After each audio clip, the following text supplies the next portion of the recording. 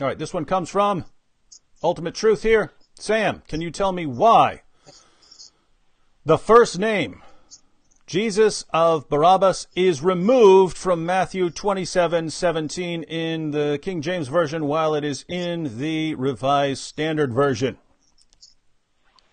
I don't know what you mean remove the King James Version, because the King James Version is based on a set of manuscripts that are later. So if you're asking me why do those set of manuscripts remove the word Jesus Barabass, number one, that assumes that Jesus, the word Jesus, is original to what Matthew wrote and not maybe interpolation. But again, either way, if it's original or not, if it was removed, it would make sense because a scribe may have assumed. Again, I don't know for sure because I'm not there. I don't have access to the scribe's mind. I can't sit down and have tea and ask him. Mm-hmm. So this is pure conjecture. But let's assume, and by the way, what he's talking about, David, is that if you find, like if you pick up the NIV, which is based on some of the earlier Greek witnesses, it says that Barabbas's name, full name, was Jesus Barabbas. Now, why is that interesting?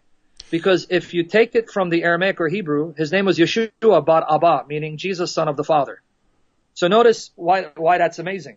You have two Jesuses standing before Pilate. Both of them are bar Abba, because remember in Jesus' prayer, he refers to God as Abba, right?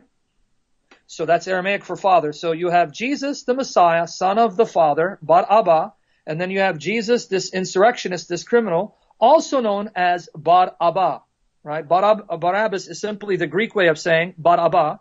Two Jesuses, both called the son of the Father. Now, if Jesus was there in the original manuscripts, why would it be removed? Very simply, in order to avoid confusion. Because if you have Jesus Barabbas being released, someone may argue that Jesus the Messiah was released so that someone else died in place. And you know what's interesting? You even have Muslims using that argument, saying there was a confusion regarding which of the Jesuses was taken to the cross, right? So again, if it was original, it was removed, perhaps because the scribes didn't want someone else to get confused regarding which Jesus actually went to the cross and which Jesus was set free.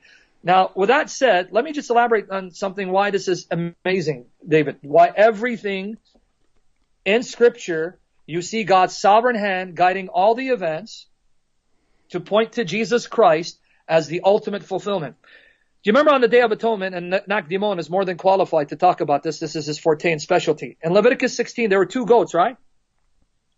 You had two goats, right? And then you had one goat in which would be sacrificed for the sins of the people. And then you'd have the other goat in which high priest would put his hand upon him and pronounce the sins of all the nation and let him go in the wilderness. Let him go, carrying the sins of the people away. Two goats, right? How does that tie in with Jesus and Barabbas? Well, you have two Jesuses. Both are called Barabba.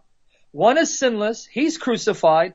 The other one, full of sin, is released.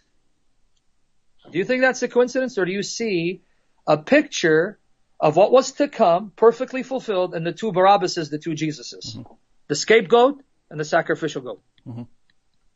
So, hope that answered the question. I don't know if it satisfied him, but yeah, that assumes that Jesus was part of what Matthew wrote and some of the scribes would have omitted it. If that's the case, based on conjecture, because I don't know the scribes, I can't ask them, they're dead. Right? So I can't psychoanalyze them why they didn't. But if they did, then it may have been because they wanted to avoid confusion regarding the identity of which Jesus was released and which Jesus was nailed to the cross. All right. Hope that helps.